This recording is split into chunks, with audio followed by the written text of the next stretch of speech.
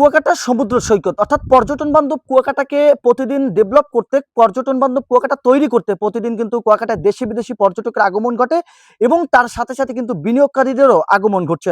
তবে এবার চিত্রটা একেবারে ভিন্ন। কুয়াকাটা যে ডিমন নামে একটি প্রতিষ্ঠান আছে, যেটা ইতিমধ্যেই কুয়াকাটা পর্যটকদের সেবা দিয়ে প্রশংসা কুড়িয়েছে, সেই প্রতিষ্ঠানেরই কিন্তু আরেকটি প্রজেক্ট কিন্তু তারা কুয়াকাটা ২ নম্বর রডে তৈরি করেছে এবং তার জন্য তারা জমি ক্রয় করেছিল।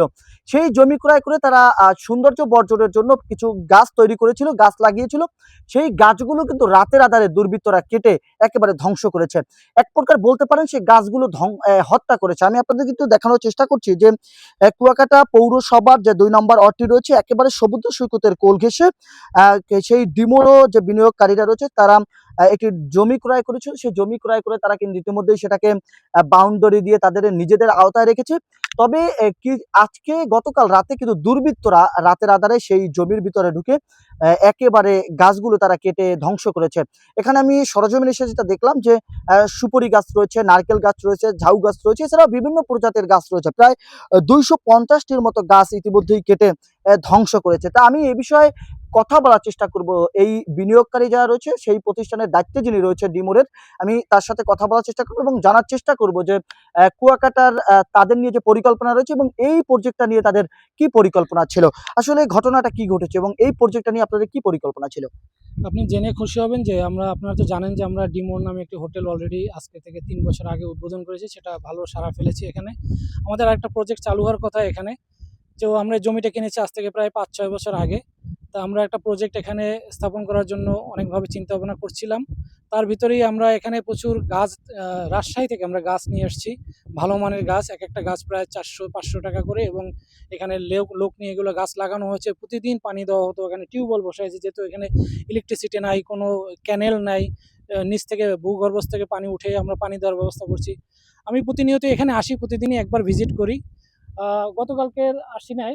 আজকে সকালে যখন আসছি, আসার পরে দেখি যে এখানে প্রায় ২ থেকে ২৫০ গাছ কারা কেটে ফেলেছে জানি না। তো এভাবে যদি বিনিয়োগকারীরা যা দূর থেকে এসে, আমরা দেখেন আমাদের কোম্পানি কিন্তু চিটাগং বেস। তো আমরা অত দূর থেকে এখানে এসে বিনিয়োগ করার জন্য আসছি। বিনিয়োগ করার পরিপ্রেক্ষিতে যদি এরকম ক্ষতি সাধন হয় তাহলে কোনো বিনিয়োগকারী আসবে না আসলে। তো আমি একটা মামলা করারও প্ল্যান করেছি। দেখি কর্তৃপক্ষের সাথে আলোচনা করে আমি একটা জিডি করব। আর আশা করি যে পুলিশ তদন্ত করে এটা যারা দুর্বৃত্তায়ন করেছে, যারা এই ক্ষতি করেছে তাদেরকে বিচারের আওতায় আনবে, সেটাই আমরা আশা করি। হ্যাঁ, আপনি আমাদের বলছিলেন যে আপনি এই কক্সবাজারও এই আপনাদের এই প্রতিষ্ঠানে একটি গুরুত্বপূর্ণ হোটেল মোটেল রয়েছে এবং তেভাবেই একটি হোটেল মোটেল এখানে তৈরি করার পরিকল্পনা রয়েছিল এই প্রতিষ্ঠান ঘিরে। একটু যদি বলতেন বিষয়টা নিয়ে। আপনি জানেন হোটেলটা কক্স টুডে কক্সবাজার, সেটা আমাদের হোটেল। বা ডিমন নামে আরও বান্দরবান, সাজেক, শ্রীমঙ্গল, ঢাকা, চিটাগং সব জায়গায় আমি ডিমন নামে একটা লোকাল চেইন আছে, ডোমেস্টিক চেইন হোটেল। এখানেও আমাদের প্ল্যান ছিল, প্রায় অলরেডি এখানকার ডিজাইন করা হয়েছে। এটার প্রায় ৩০০ রুমের একটা আবাসিক হোটেল, যেটা 5 star standard, swimming pool, rooftop barbecue, বড় মানের একটা হোটেল কুয়াকাটা আমরা ইনভেস্ট করার চেষ্টা করছিলাম বা চিন্তা করছিলাম। কিন্তু এভাবে যদি ক্ষতি সাধন হয় তাহলে তো আসলে বিনিয়োগকারীর বিমুখ হবে এখানে বিনিয়োগ করার জন্য। ধন্যবাদ আপনাকে। প্রিয় দর্শক, যেমনটা তার মুখ থেকে শুনেছেন, তিনি কিন্তু বলেছেন যে কক্সবাজারেও তাদের বড় একটি প্রতিষ্ঠান রয়েছে এবং কক্সবাজার ইতিমধ্যেই সেই প্রতিষ্ঠানটি তাদের সুনাম অর্জন করেছে।